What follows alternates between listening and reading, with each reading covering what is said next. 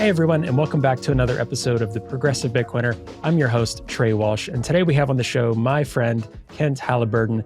He is the CEO and co-founder of Sazmining, which is a hosted Bitcoin mining provider using 100% renewable hydropower. So on this episode, of course, we get into Bitcoin mining. We get into, is Bitcoin mining actually good for the environment? We get into running a Bitcoin business and what that's like in this regulatory environment and the landscape of so many different businesses and crypto businesses that so many people have seen and associate with scams and frauds and all of these things. What is it like running a Bitcoin business that's trying to do things the right way? We get into all of that in this episode. And of course, you all would know of Sazmining because I've mentioned their promo codes we used before, and I've been a customer with them for over a year. So you can check out the promo code in our show notes as well to get $50 off miners with Sazmining. And we really get into some of the technical elements of how does their business run, what is Bitcoin mining like, the relationship with energy, the relationship with Bitcoin and consumerism, and how that's actually a net positive for the environment as well, and some of Kent's thoughts on all of this, especially regarding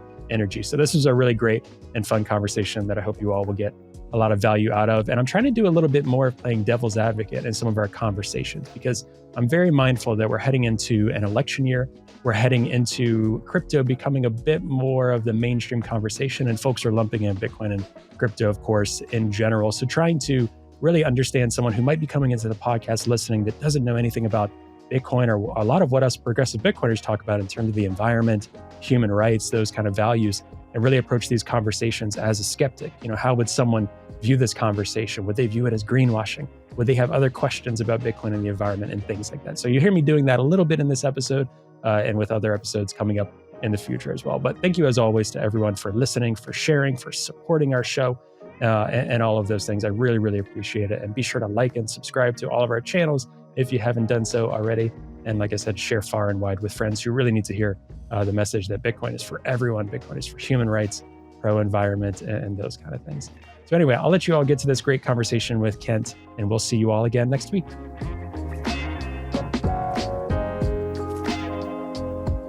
Hey, Kent, and welcome to the Progressive Bitcoiner. How are you? I'm excellent. Thanks for having me, Trey. Yeah, thanks for coming on. I'm excited for this conversation. It's been a long time coming. Folks will know, I'm a longtime customer of Saz. Talk about the promo code for people to get Bitcoin miners through Saz and all of that. But this is going to be more of a wide-ranging conversation about Bitcoin mining, about environmentalism, about how you got into Bitcoin, about energy. A lot of the stuff that is very misunderstood still in Bitcoin, in the world, especially with progressive and left circles. So I'm excited to get into this conversation and put it out into the world and for people to hear from you, especially. But before we do that, I want to give folks a little introduction to you. So do you want to tell people, who you are, a little bit about your background and what you're up to now? Yeah. So kind of a wide-ranging journey to get to Bitcoin. And I won't go clear back through too deep of an analysis on who I am and how I got here. I will just say that I've just always had an emphasis on personally vision of harmonizing humanity with the planet.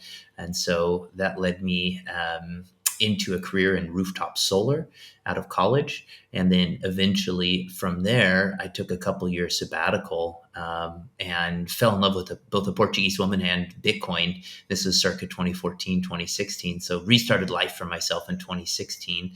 Tried my hand at a couple entrepreneurial activities there in Portugal. Getting a life started both personally and professionally, again, was a challenge in a new locale, new language, all that. And came across Jeff Boost, The Price of Tomorrow, and I think it was circa 2019 or early 2020. Gave that a read and just had this aha moment where I realized, oh my gosh, the cost curves of solar are going to intersect with Bitcoin mining at some point in the not so distant future.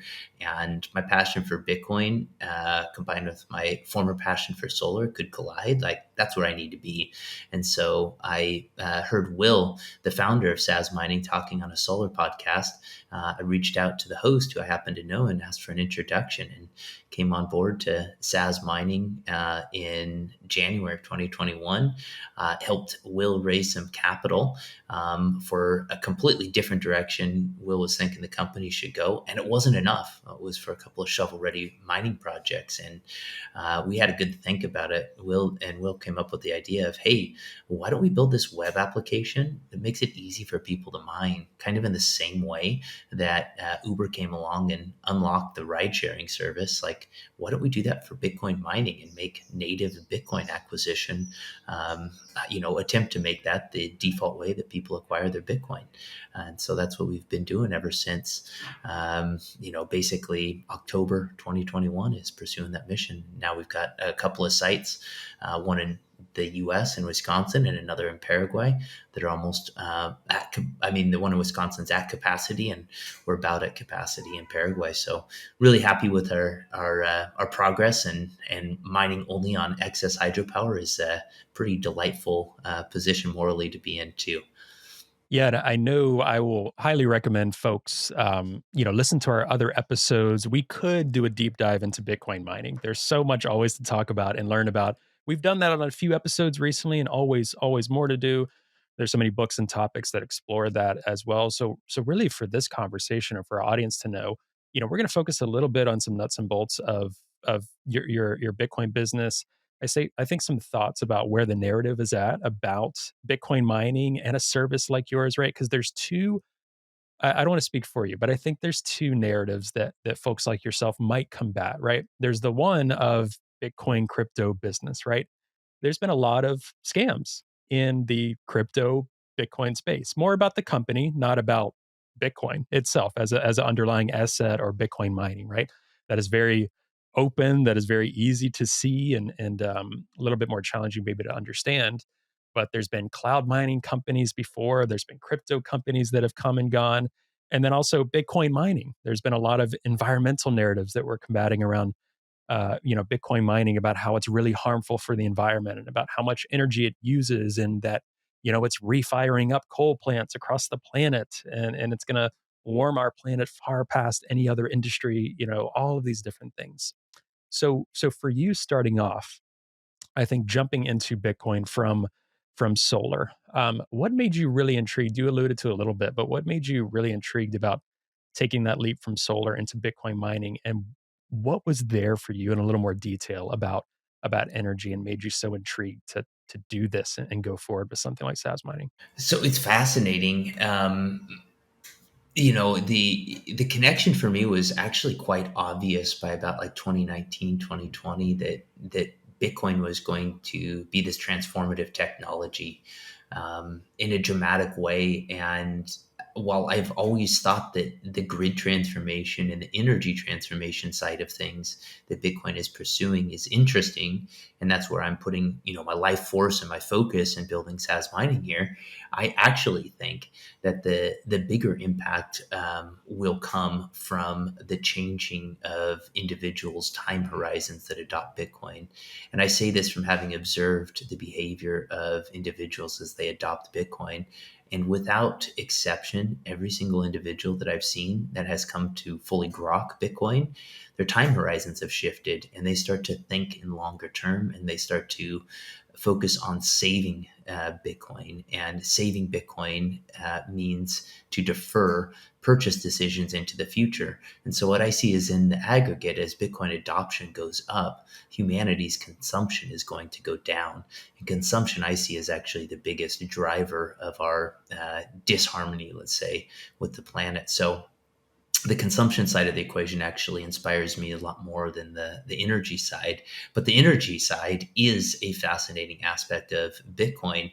And just knowing that we've got this load that can be put on. So by load, I mean, an energy harnessing or consumptive device called mining that can be positioned anywhere on the planet to consume power that would otherwise be wasted or discarded, means that there's suddenly a buyer anywhere for both first and last resort for energy supplies. And that's sort of like a new economic substrate.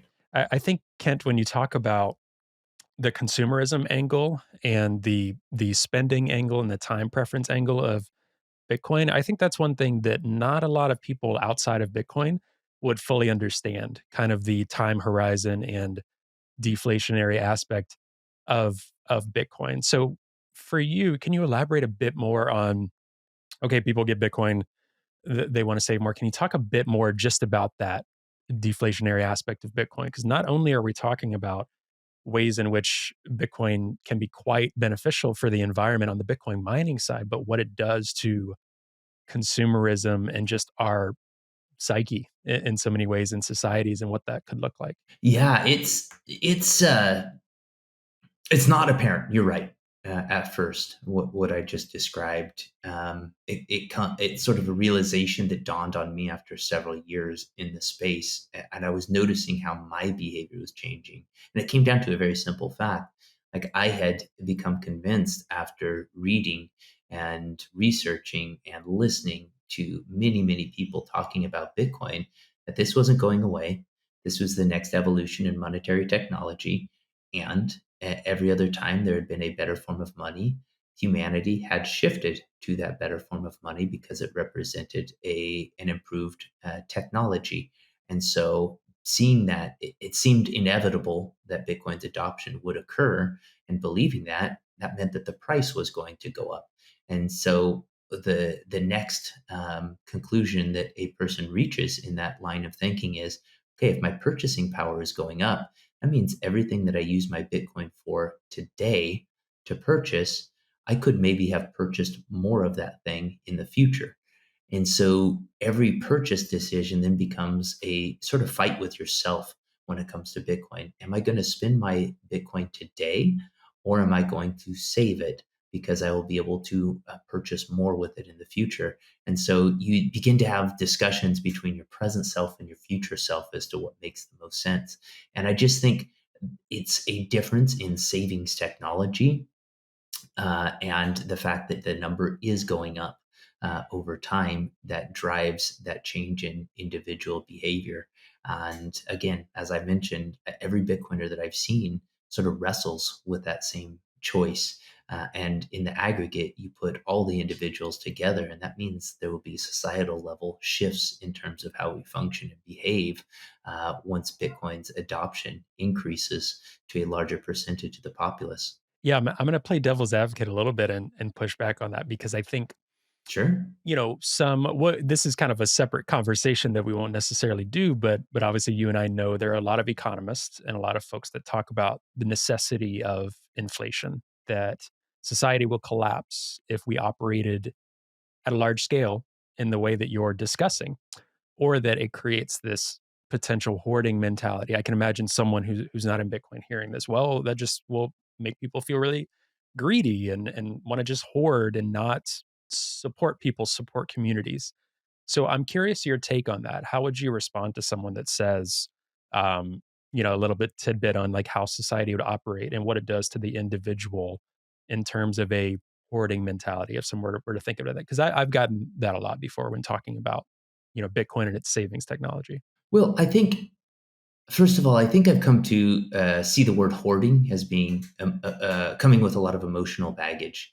I think squirrels hoard their acorns for the winter, right? And we don't typically apply a judgmental bias on that, but when we talk about it with one another, we do, right? So I think that it's good to acknowledge that there's a judgmental factor that comes on hoarding, but what I see savings as is more of stored production, right? So you've done work and you've stored that production, that excess production that you have accomplished for the future to consume and spend. And when I look back at history, when there's been a harder money standard in place, and maybe it's my own bias and coming from where I did in a smaller community, but I could see the knock on impacts of life under a gold standard, where there was stronger community in place and people would help one another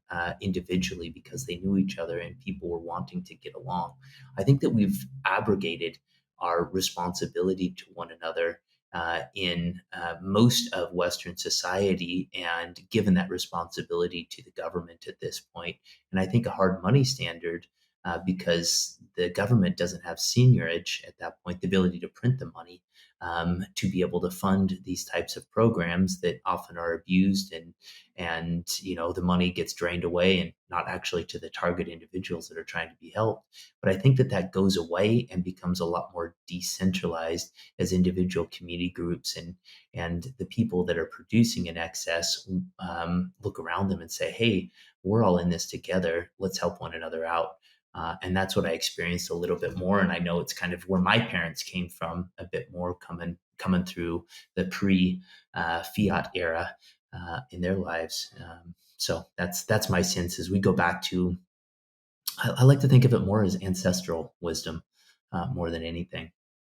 Yeah, and I think even for myself, just in terms of a very practical with any sort of use of Bitcoin, when you do use it, because again, Bitcoin doesn't. How do I say this? I wouldn't say Bitcoin makes someone a good or bad person, right? Like you were saying, we're attaching a lot of words to hoarding mentality and things like that.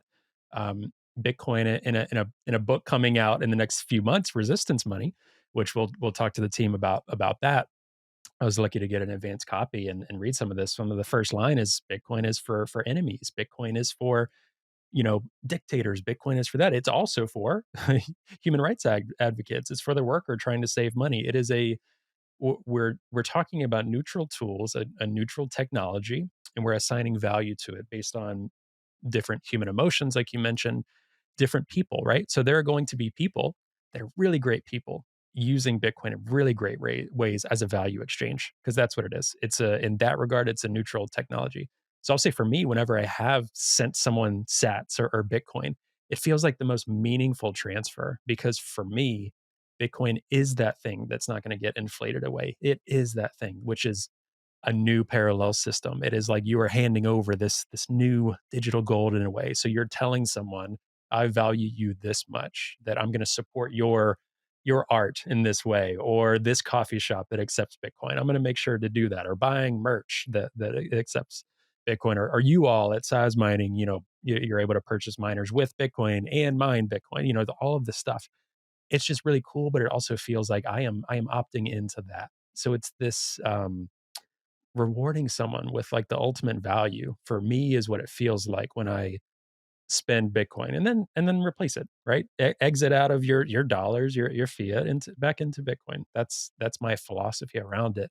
But I couldn't agree more. We attach a lot of meaning on some of these things, and I guess it all goes back to politicking in some way and assigning value, which I've always seen you kind of rise above that in a way, which you have said to me before. It probably goes back to your time outside of the U.S. as well. In a lot of these conversations we've had, you've been outside of the context of the U.S. for quite a bit when thinking through these things. Yeah, I have been outside the U.S. I think of myself as having a foot in both realities at this point. It's been about a decade now that I've lived outside the U.S. and been very grateful for it, and left relatively at a relatively high point, let's say, in the U.S. culture at 2014, and have the value set that I generated at that point as an American, and still think very highly and have those sort of classic liberal founding father sort of ideals by which I view the U.S. and its potential. And I think it's through that lens that ultimately I wound up in solar and found that there's a very parallel experience to what you were just describing about sending sats to somebody, which is I would go out to somebody's home that we had installed the solar system on. I'd help them turn on and energize their solar electric system, and they would begin to see their meter spin backwards and produce their own electricity without any reliance on the grid. And there would be this light up moment. And I see a very similar light up moment with individuals when I send them sats, where they suddenly realize, oh, you mean this thing that I've been fully dependent on my whole life? there's an option and I can be outside of that option. It's like a sense of liberation and breaking of the chains that they didn't even know were there. And for me, that's a very palpable moment that I truly enjoy sharing with individuals for their first time. But I would say that it's not.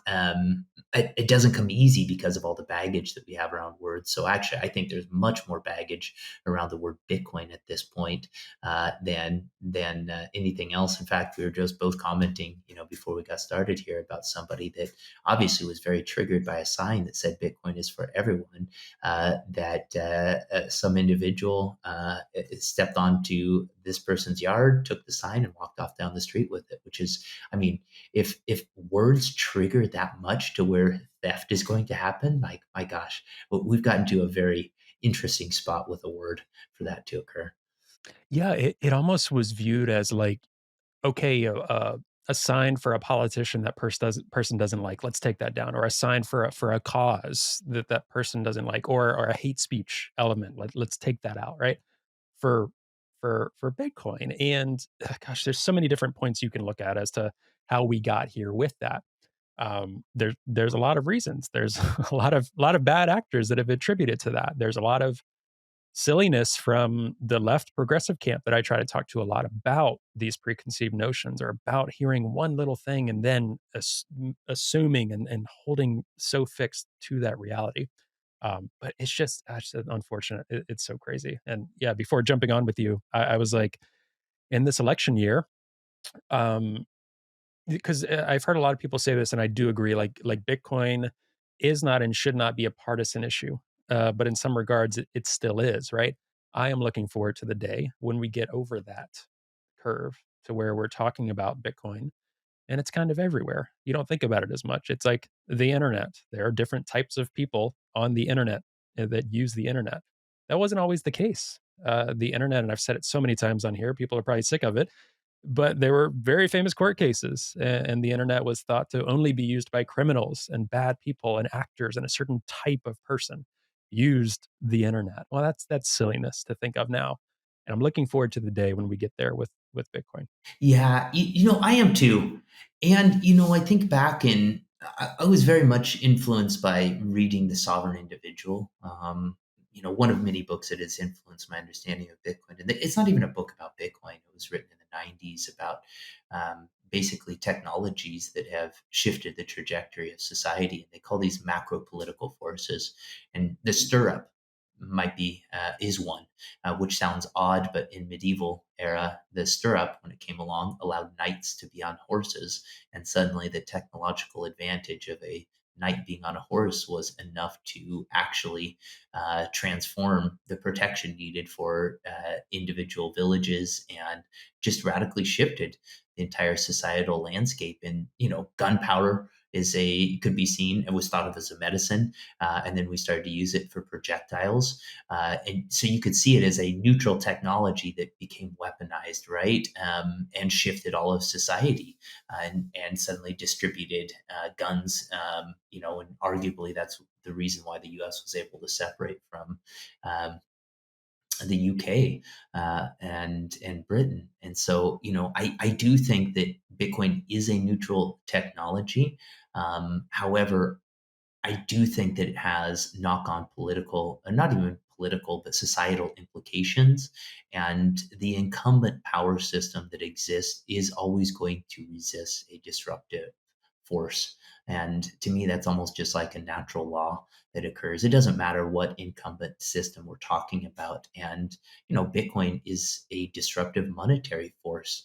And frankly, I don't think that any of the incumbent monetary system suspected that there was a disruption on the horizon, and sort of caught them off guard, that this is even here and now. And thankfully, the network has proven resilient and grown through Bitcoin mining, such that it now looks like it would be impossible for a state actor to actually thwart this network.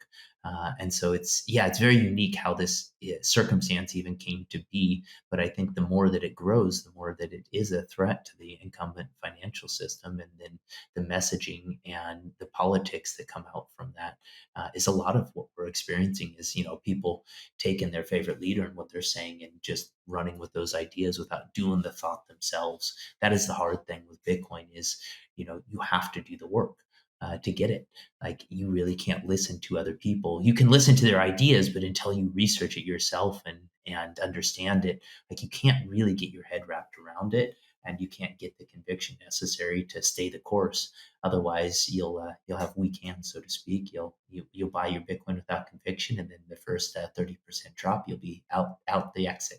That happens to a lot of people I've experienced and tried to help onboard, unfortunately. So I don't generally tend to push Bitcoin in the same way anymore as a result. Yeah, I've definitely come full circle on, in terms of Bitcoin preaching, Bitcoin adoption. I think everyone who really gets into Bitcoin feels they have a role to play. I'm sure you feel like you have many roles to play, including one as an entrepreneur.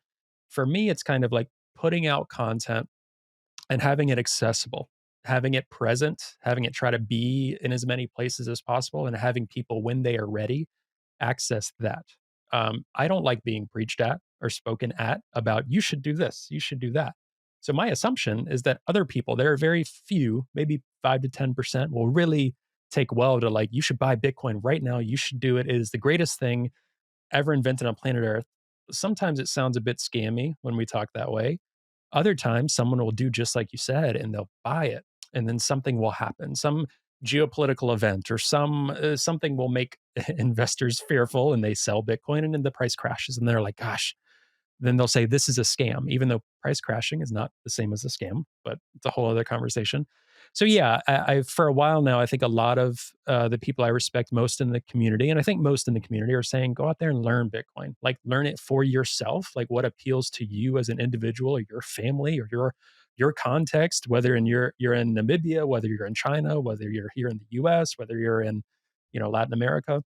There's different ways that it's going to appeal to you. So figure out what your appeal is. For me, it was human rights. For me, it was Alex Gladstein.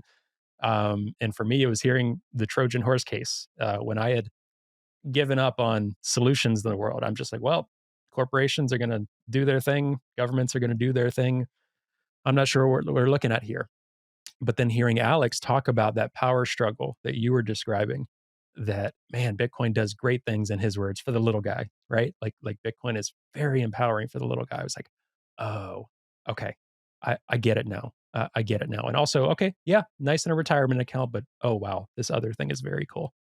So for me, that was like I said, that was kind of really enlightening for me and learning about Bitcoin. And I think that's my hope for other progressives and left-leaning folk. And listen, when we do episodes, for me, it's less about this episode is for XYZ person and XYZ political party. I think it's accessible content to everyone, but I know the FUD and the narratives that are there. So for me, it's that kind of calling and longing to do our part to talk to those people because they might listen to us a little bit more than someone else, which is silly, but it is the way it is currently. And so in this narrative, obviously another huge part that we focus on is the environmental impact of mining, which I wanted to make sure to talk with you on. We alluded to, renewable energy through excess hydropower, things like that. So to ask you a bit of a loaded question, and you can take it where you'd like. Um, is Bitcoin mining beneficial or helpful at all to the environment? Or is it more greenwashing, which I've heard some say about folks that say of the environmental benefits to Bitcoin mining? How do you approach that question if someone says, "Oh, you all at Sazmining are just greenwashing because you want people to buy your miners, or you want Bitcoin to go up in price, you want people to utilize your crypto more than another"? How would you respond to those people? Well, I what I found is generally if people are entrenched in a specific position, then as much as I like to, and I still do it anyway from time to time, as much as I like to, what I've discovered is asking questions is actually the best approach. And so I'll just try to back up a step, and what you were talking about earlier of encouraging people to learn about Bitcoin. That's basically where I try to get people pointed, is to be curious, to start their own learning journey.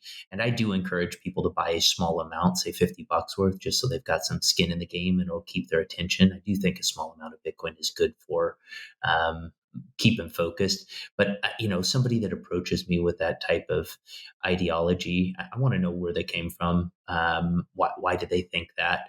And then from there, I can insert some facts like, hey, it's renewably powered. 56% of the network is renewably powered, which is more than any industry on the planet. It uses a fifth the amount of power as the banking sector, which is arguably the force that it's disrupting. So try to insert some very simple facts that can cause them to just want to rethink and learn a bit more about their position. But the other side of me is just basically wants to shut them down and just tell them, like, look, you're utterly deluded, and I'm sorry that you think that, because once you dig in and learn about this and see all the good that's occurring, and the simple fact of the alignment of incentives, having worked for part of my career overseeing a sales organization and writing compensation plans, I've just really, it got it drilled into me how much people are beholden to incentives. And if you look at the incentives for mining, it is to find the lowest cost power to mine the most profitable Bitcoin. And the lowest cost power is the power that nobody wants. And the power that nobody wants is the power that's either created at the wrong time or in the wrong location. And that happens to be a lot of renewable energy power. And so as a result, the Bitcoin miners are just going to wind up flocking to renewable energy without anything having to be done, without any moral argument having to be done. And in fact, I would argue that's what most of the makeup of the network is. And we're able to tell a very green narrative about it, but it's really comes down to simply alignment of incentives. And that understanding of alignment of incentives is, I guess, quite difficult for people to realize it. So I will admit I'm human too, right? Like, there is a part of me that when somebody comes at me with what I'm doing, with these sort of biases, there's a part of me that just kind of want to punks them and just basically tell them, hey, you're kind of dumb because you just haven't looked into this yet, and you're regurgitating points that you've read or seen somebody else say without having done your own research. Because once you do and just see this clear alignment of incentives, where Bitcoin mining looks for the lowest cost power, and the power that is discarded and wasted is the cheapest power, and that just happens to be the power that is produced at the wrong time or the wrong location, and that's renewable. Well, it's pretty clear that Bitcoin mining is going to gravitate towards renewable, clean energy sources over time. That's just reality. Whether we want to put any moral judgment on that or not, the incentives just aligned. And as soon as you see that, it's really obvious how Bitcoin is good for the environment, because it is monetizing something that is either underutilized or frankly wasted. And that, I think, is hard for people to understand, in the same way that it's also just hard for people to understand electricity. I've had to come to accept that in general. Like, the fact that electricity is a flow and a force that has to be used or lost is very difficult for people to understand. And, we're used to goods that you can save, and maybe they'll spoil eventually, but you can save them for quite some time. Electricity is not one of those commodities. It's a use it or lose it. And that simple understanding is lost on most people. And I get it. You can't see it. You can only see the effects of it.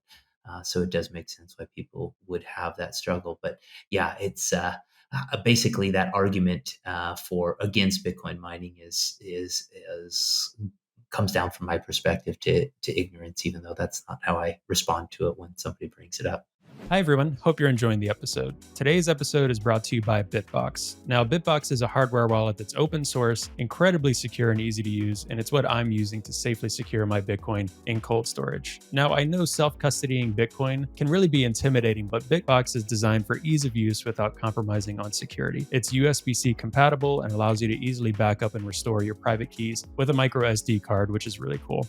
Now you can purchase the BitBox using the promo code TPB at the link found in the show notes for 5% off your purchase. And I really want to thank BitBox for their support of the podcast. All right, I'll let you get back to the episode now.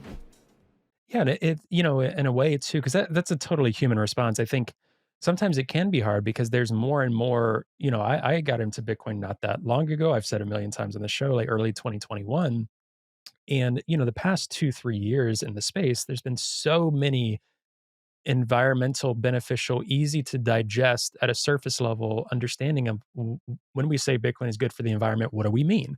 Talking about grid balancing, talking about renewable energy input, talking about mitigating methane into carbon dioxide, which is less harmful than methane. So those 3 points right there, there's a dozen 3-minute articles right now I can think of to send to people and then encourage them to follow along with Daniel Batten, with Troy Cross, with Marco Paez to understand.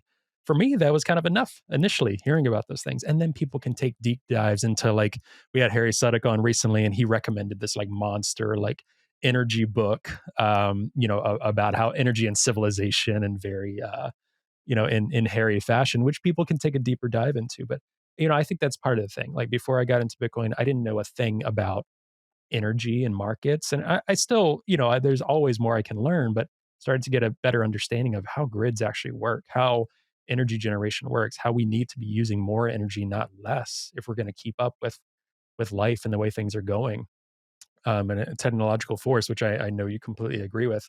That's really backwards to a lot of the narratives that progressives in the left and folks like myself would typically get from environmentalist groups, from different movements in the environmental movement. So I understand on one part their opposition when hearing things like that.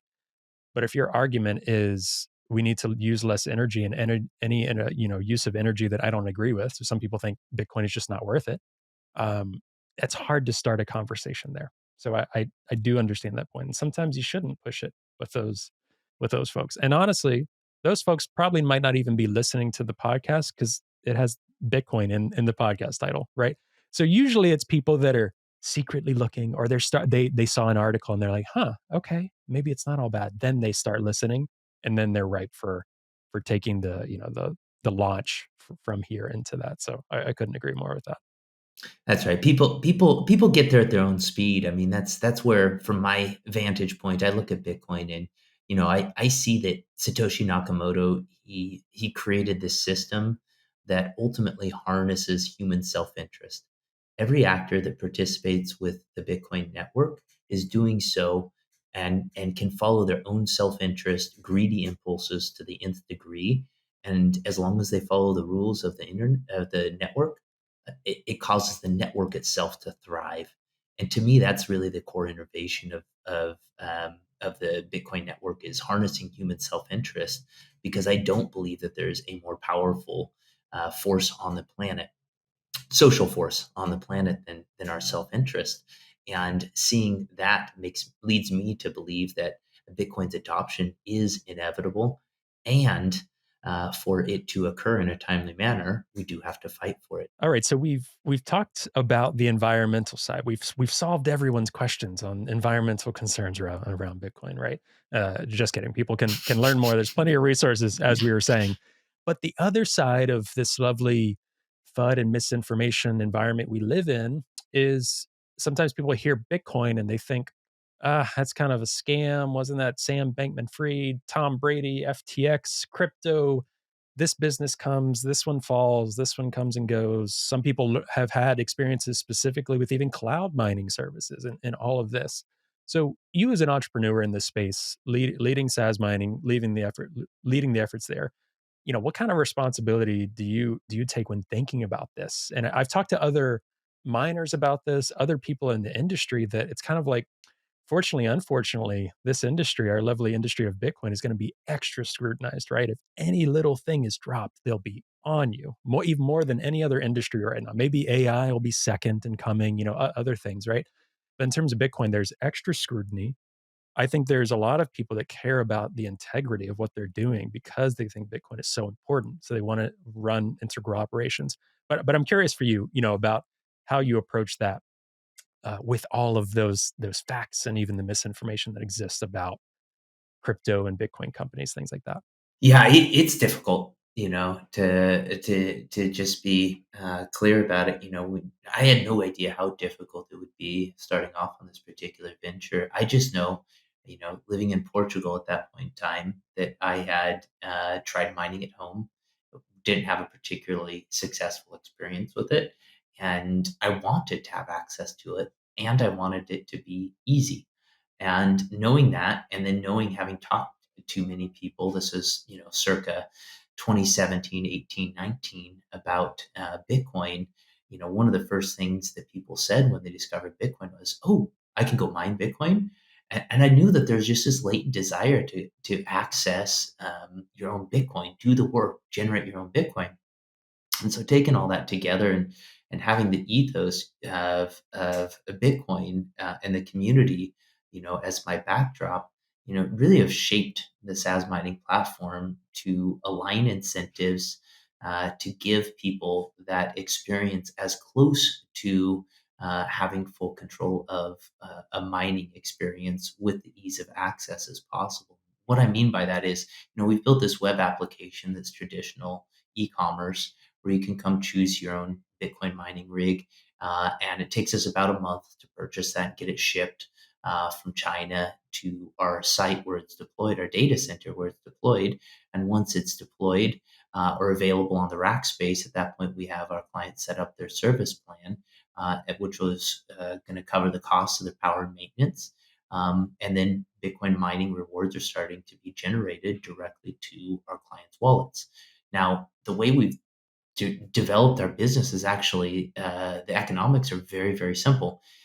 All the revenue we generate gets offset with the expenses to run the operation for our clients, with the exception of a percentage of the mining rewards. So we instruct the mining pool to split the payout from the rewards generated from the mining rig, so that we receive just 15% and our clients receive 85%. And so that means that we've got the exact same incentive our clients do, of keeping their mining rigs going as much as possible, getting their mining rigs repaired quickly. Because in essence, if our clients aren't generating Bitcoin, then we're not generating revenue for our business either. So having those fully aligned incentives, I think, has been a game changer and helps us make decisions that are going to be positively impactful for our clients' experience. So you combined a web application with that sort of aligned incentives, and we look at ourselves as a mining as a service business, which is very unique in this space. And we will continue to refine that, because having a web application allows us to move things in different directions, not just display the information on mining in a different way, but also be able to generate new client experiences. Whether that's financing that we're able to layer in, performance guarantees. There's a lot of different things on a roadmap in the future, but at the end of the day, it's akin to reality before Uber came along, and having to hail a taxi cab if you want to mine right now, versus going on, opening your Uber app and having a taxi show up right in front of you, and you jump in the next 5 minutes and take off to your destination. Yeah, and I think too that's, one thing for me that, I liked about SaaS when looking into this is, I think first of all, a lot of people coming into Bitcoin that considers themselves Bitcoins, it's don't trust, verify. So you have a lot of people that are, going to scrutinize just based on that, which is a good thing, I think. But another is just rolling with the punches of this industry of getting into something like mining. I guess in one part it's kind of like, wow, are you crazy? Because, part of it was a bear market. Bitcoin mining is brutal in terms of finding low cost. You've got jurisdictional risk, you've got regulatory stuff that's always down the pike. You've got, is this taxation going to be opposed? Is this leader going to be in power? Is this country going to, ban miners from the country? You've got all these different risks associated with it. So I guess part of me too, because I'm really fascinated by Bitcoin mining. I'm clearly a customer. I'd like to do lifelong mining, um, forever. I'm really obsessed with it. But a lot of us are kind of crazy for this type of field and environment. But it is pretty cutting edge. It's a frontier type field to it. Mining the way it looks now. hasn't been around that long, especially not public miners and things like that, or companies like Sazmining. We're talking 6, 7 years for some public miners, not even 4 years, right? So when you take a look at all the risk and the regulatory stuff, um, how do you wade through that as a leader, as a entrepreneur? I mean, there's a ton of people that come into Bitcoin as well that have like startup mentalities, right? I think that draws a lot of people maybe listening to this show or just others into Bitcoin. What for you, how you approach that as just a business leader and entrepreneur in this field that some people are like, wow, you really want to go into that? That's pretty tough. That's a pretty tough new risk. I'm curious how you handle all that. Well, this is going to sound odd, but I actually think of that environment as my normal because my entire career has been in that type of an environment. And so I say that coming from rooftop solar, which anybody that works in that industry affectionately refers to the solar industry as a solar coaster. And the reason why is for much the same reason as you just described is regulatory risks. Like incentives will get put in place and you build a business model around that set of incentives, and then local politics will change and then those incentives will go away, and so now you've suddenly got a business model where the unit economics have completely shifted underneath your feet, and how do you continue to survive, generate revenue, these sorts of things. So it actually coming from the solar industry, I don't think it's intuitive to most people, but there's an incredible number of parallels that I've been able to pull through into the Bitcoin mining sector, and one of those parallels is how do you manage all this regulatory risk? And so I'm applying the same playbook, which is, hey, be diversified, right?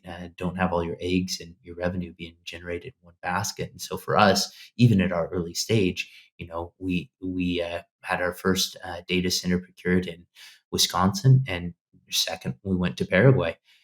We just wanted to be someplace where we thought we could diversify away from. And this decision was made last year when the 30% tax on all electricity used with Bitcoin mining was on the table. Texas had some legislation on the table. New York had some legislation on the table. And Will and I, at that point in time, Will, the founder, we just both looked at it and said, there's this great opportunity in Paraguay.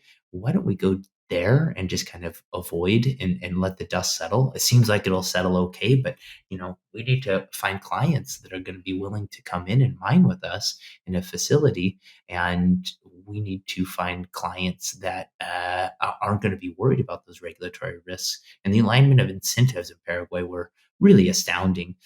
Just to touch on that briefly, there was a dam called the Itapu Dam that was built in the 70s, and half the power is dedicated to Brazil and half to Paraguay because it goes across the border. This dam does. Dam's a body of water that makes up the border between the two countries. Well, 7 gigawatts of power is a lot of power for Paraguay, and they can't utilize it all. And so they only utilize about 2 to 3 gigawatts. And that's left all this excess electricity on their side of the arrangement that they've been selling at a loss to Brazil. And so Bitcoin miners are showing up there and able to start, harnessing that electricity and bringing economic gain into the Paraguayan economy.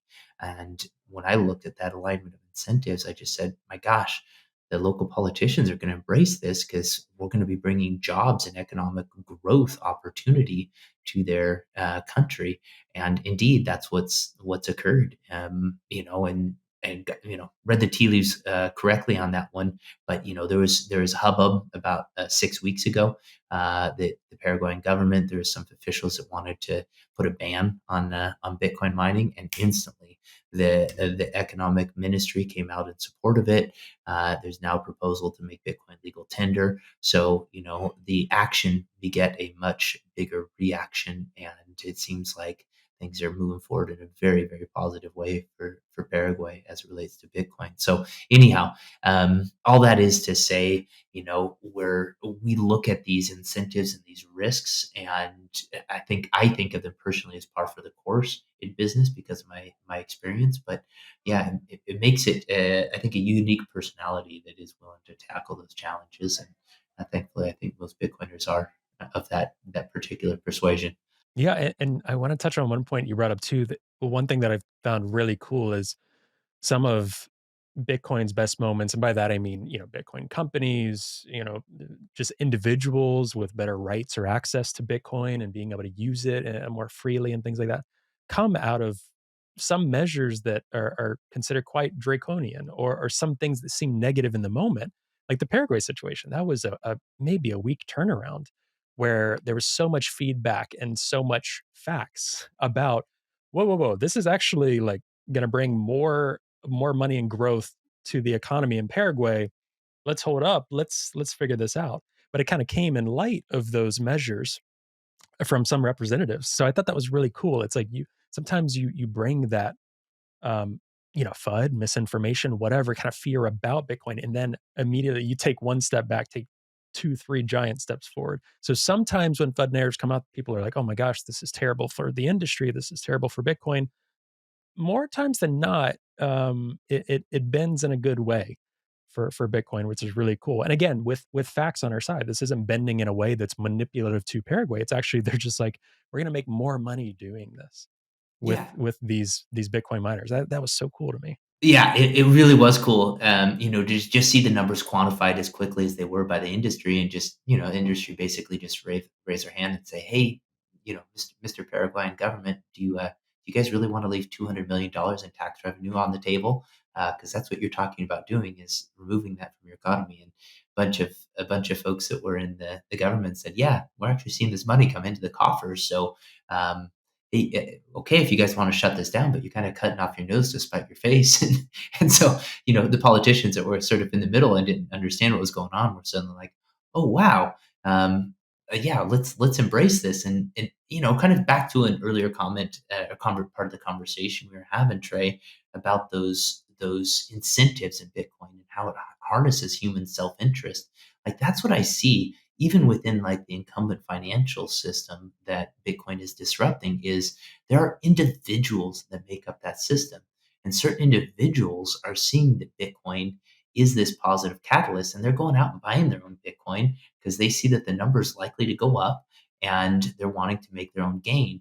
Well, once they've done that, in a lot of ways, Bitcoin has co-opted them, and now they're no longer as strong a force in the incumbent system.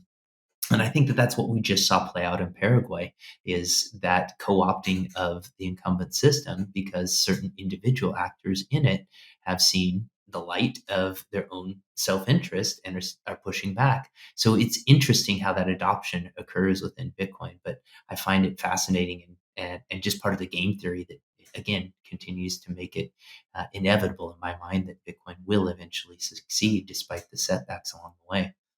Yeah, absolutely. And I've got one more question, one more kind of area before we jump off, because you at Saz, and you yourself talk a lot about how almost everyone might become a Bitcoin miner, or kind Mm. of get Bitcoin in that way, and that it's the best way to get your Bitcoin is through something like Saz mining, through Saz mining, rather than buying off of an exchange. Why do you think that's your message to people when thinking about how to get Bitcoin, and for the long run, how to hold Bitcoin, as things might get tricky and dicey with these, the issuance of new Bitcoin, and more people looking to gobble up Bitcoin as funds continue to open, ETFs continue to open. It could get really interesting. So I'm curious your thoughts there for our audience. Oh yeah, well you definitely have encouraged me to jump up on my soapbox now. So admittedly, this is self-serving, right, to share this, but something I truly believe, which is that you can see the Bitcoin is disappearing off of exchanges, and my belief is that that's occurring because Gresham's law is at play, which is a law that says that people hoard good money and spend bad money. And from my perception, there is enough money floating around out there that eventually all the Bitcoin is going to disappear from exchanges. Even as the price goes up, there's going to become a point in time where people don't want to sell for fiat. They'd rather continue to hold Bitcoin. And so, assuming we hit this reality where there's no more Bitcoin left on exchanges, and we can see that that trend line is continuing to head towards zero right now over a several year trajectory. If we do hit zero, how do people acquire their Bitcoin? And there's basically only two routes at that point. You can either sell goods and services to people that have Bitcoin, or are willing to part with it for those goods and services, or you can mine it. And right now, mining Bitcoin is largely inaccessible. And so a platform like Sazmining or with our web application is one of the few ways that people can access Bitcoin in a completely different way that is independent and circumvents the entire exchange process. And I think it's at this point, I think it's wise to diversify acquisition strategies. So a lot of people look for diversity amongst crypto assets when they first come in, and I actually think that that's the wrong approach. I think that there should be a diversity of Bitcoin acquisition strategies in play. And I think mining should be a part of that. And the reason why is you have a completely different set of counterparty risks. So there's no KYC information necessary to buy a piece of hardware and to have it serviced by a business like ours. And you are purchasing a piece of hardware and you're getting a return for that piece of hardware in Bitcoin. So you're cycling your fiat into hardware and paying service fees to collect Bitcoin on the back end. So it's much more like a dollar cost averaging approach to acquiring your Bitcoin rather than to go to an exchange and see the Bitcoin price volatility and hit the big green buy button and then watch the price drop and sort of have a heart in your mouth sort of moment where you're like, wow, did I do the right thing by buying my Bitcoin right now? Like you completely sidestep all of that by mining your own Bitcoin. So the counterparty risks are different. You are able to do it in a more private fashion because there's no identity information needed to sell what in essence is a server and to sell maintenance on that server. And you're able to avoid the price volatility risk in your acquisition strategy. So, for all those reasons, I think it should be part of everybody's acquisition strategy is to mine. And then, frankly, the biggest driver of demand for our business is when you run the numbers, it's just a lower cost to acquire your Bitcoin through mining than it is to go to an exchange and buy it. And that single fact is genuinely why we're able to run our business without really much of a marketing department, just a social media presence. Yeah, and one of the things I'd encourage people to do is, yeah, we have a promo link in our show notes and things like that for people to get money off the miners. But one thing is Kent and his team is really receptive. If you have questions, if you have, different things you want to understand and learn about SaaS mining before jumping in, right? Because some of the costs initially, like the cost of a miner, the cost of electricity, seem overwhelming. I think the website, first of all, it's really easy to use. That's what made me want to jump in to begin with, right? And terms and condition, all this is very transparent for folks to see. And you'll see kind of the calculation of, when it's arguably going to be paid over time, like, how much time it'll take and things like that. But I think we're just at the cusp, just what you're saying, Kent. There's going to be a point in time where people are going to be really pissed at some point. Like, how do I access Bitcoin mining because I can't get Bitcoin on exchanges, or it's really challenging, or it's more limited to, okay, you can buy $1,000 this month or something, right? There will come a point in time. It could be 5 years from now, could be a year from now, it could be 50 years from now, right? But at some point, this is kind of the game theoretics of Bitcoin. It's gonna get interesting, and it doesn't hurt to look into Bitcoin mining. And for me, it was easy enough to do with SaaS because a lot of people in retail setting or their home settings, residential settings, electricity is too expensive, right? At this moment in time, for Bitcoin mining to make sense. So for me, as a customer, you guys have been killing it. You know that. Going through a lot of different stuff. Been really interesting and cool and to see the the leadership develop there and the company in general. So super proud of all of that, and happy to support how we can. But before we jump off, do you want to send anybody anywhere? Obviously, your website, different ways to connect with you if folks want to connect. Yeah, I mean, I'm on Twitter, or do we call it X now? At K Halliburton, sazmining.com. We've got chat options there. You can chat live with some of our customer success associates, and just reach out, learn more. The same way that you learned about Bitcoin, like I'd encourage you to learn about mining in general as an acquisition strategy. I mean, there's a reason why bankers are calling up the publicly traded mining companies and looking for Bitcoin, right? It's just this is where the liquidity for the entire ecosystem is generated. And in my opinion, it is the substrate for not just the entire Bitcoin ecosystem, but I actually think it's a substrate for the entire crypto ecosystem as well. Just this day in, day out generation of blocks that miners create and the rewards that are driven for it is the stable engine of, from a business standpoint, of the entire ecosystem. And I think the gravity of that is going to draw more and more people in. And, that's how I got here. And I think that there's going to be a lot more, if not everybody, drawn into the orbit of mining over the coming years. And I'm happy to welcome people into that as much as I'm able. And we continue to work on educational resources because I get it. It's not totally intuitive how proof of work exists and works and transforms electricity into Bitcoin, but it's a critical function for the network.